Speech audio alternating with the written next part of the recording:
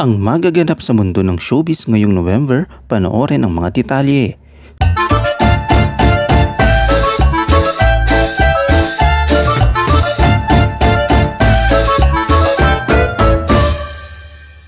Sa November 26, gaganapin ang 6th The Eddies o Entertainment Editors Choice of Society of the Philippines Entertainment Editors sa Aliw Theater, CCP Complex, Pasay City.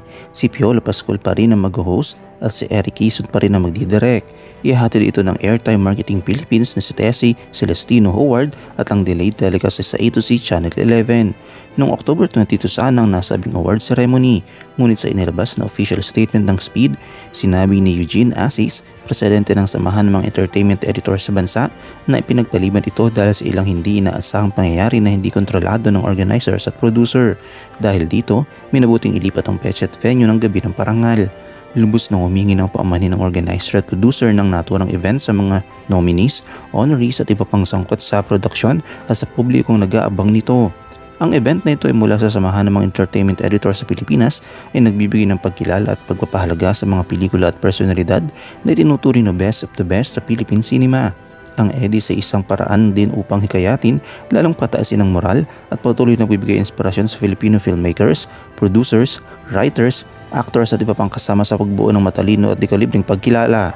Magtatapat ang mga taga-SPEED at ang mga manunuri ng pelikulang Pilipino o MPP sa pamamahagi ng awards. Kung sa Aliw Theater ang Eddies, sa UP Film Institute naman ng UP Diliman, QC naman ang Gawad Urian. Wala pang inilalabas na nominees ang Urian pero susubukan naman nilang tapusin itong linggo at para ma-release ang mga nominees.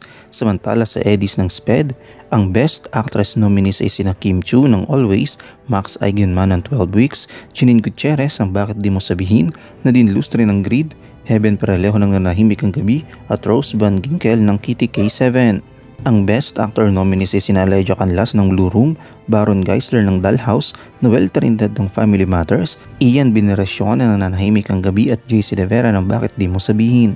Ang Best Supporting Actress nominees ay sina Maylin Dizo ng Family Matters, Matet De Leon ng An Inconvenient Love, Althea Ruedas ng Dollhouse, Ruby Ruiz ng Ginhawa, Nikki Valdez ng Family Matters. Ang Best Supporting Actor nominees ay sina Noni Buencamino ng Family Matters, Mon Confiado ng Nananahimik ang Gabi, Sid Lucero ng Reroute at Dido de la Cruz ng Ginhawa. Ang Best Film nominees ay ang Bakit Di Mo Sabihin ng Firestarters at Viva Films, Blue Room mula sa Heaven's Best Entertainment, iPappers Multimedia Service at PUC, Dollhouse ng Max Production, Family Matters ng Cineco Productions at Nananahimik ang Gabi mula sa Rain Entertainment. Ano yung komento kaugnay dito?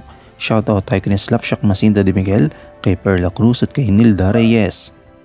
I-comment mo lang ang inyong opinion sa comment section at huwag kalimutang i-like, i-follow, i-subscribe ang bcgram.net para sa mga latest happenings.